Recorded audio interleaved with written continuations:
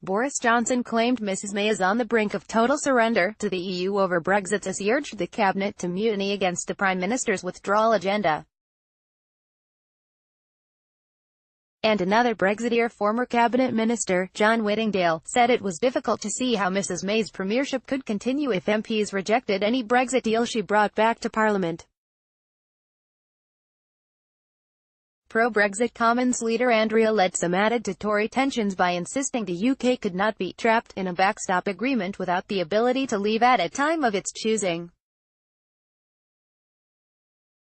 Former Foreign Secretary Mr Johnson suggested that if Mrs May's plans for a backstop customs deal with the EU, aimed at preventing a hard border in Northern Ireland, went through, the UK could be reduced to the status of a colony. In a stinging attack on the PM's proposals ahead of a cabinet meeting on Tuesday, Mr Johnson said Mrs May's agenda would see the UK remain in captivity. Mr Johnson said plans for a backstop, which would keep the UK in a customs union with the EU if a solution to the Irish border issue could not be found, would be worse than remaining in the EU. Mrs May is under fire from both wings of the Tory party after the shock resignation from the government of Mr Johnson's pro-European brother Joe, who also delivered a withering attack on the PM's stance. That move fired speculation that more ministers who backed Remain in the referendum campaign could also quit.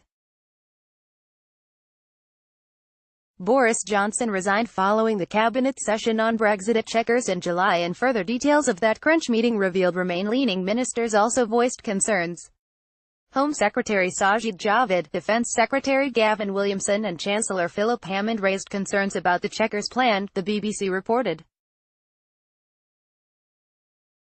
Mr Javid described the proposal for a common rulebook with the EU for goods and agriculture as very worrying, while Mr Hammond questioned whether the 27 other countries in the Union would accept such a plan, the broadcaster said. Writing in the Daily Telegraph, Mr Johnson said that even if the government got the EU to agree to giving London a unilateral exit option from the backstop, it would be meaningless. The awful truth is that even if the cabinet mutinies, as they ought, it will make little difference, even if we agree with the EU that the UK must have a unilateral break clause, so that we can go our own sweet way at a time of our own choosing. It is irrelevant because the programme and ambition of the government is to remain in captivity, to stay in our cell, even if we are given the theoretical key to escape. Former Culture Secretary Mr Whittingdale said Mrs May would have to go if she could not get a Brexit deal through the Commons. He told BBC Radio 4's The Westminster Hour, "I think if the Prime Minister's Brexit plan doesn't get through Parliament, I think it's quite difficult to see how the Prime Minister can continue because she has staked her credibility." Remained supporting former Education Secretary Justine Greening said she did not think the Chequers plan would get through at gridlocked Parliament. "We should be planning as to how we can put this final say on Brexit in the hands of the British people," she told BBC Radio 4's Today. Hope of getting a deal for the cabinet to sign off on Tuesday appeared to be rapidly receding, but talks are continuing in Brussels. The apparent impasse makes it much harder for the PM to secure a special EU conference in November to settle Brexit terms.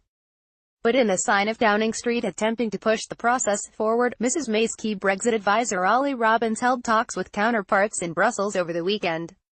Mr Barnier, the EU's chief Brexit negotiator, will address ministers from the 27 remaining EU nations at a General Affairs Council meeting in Brussels on Monday.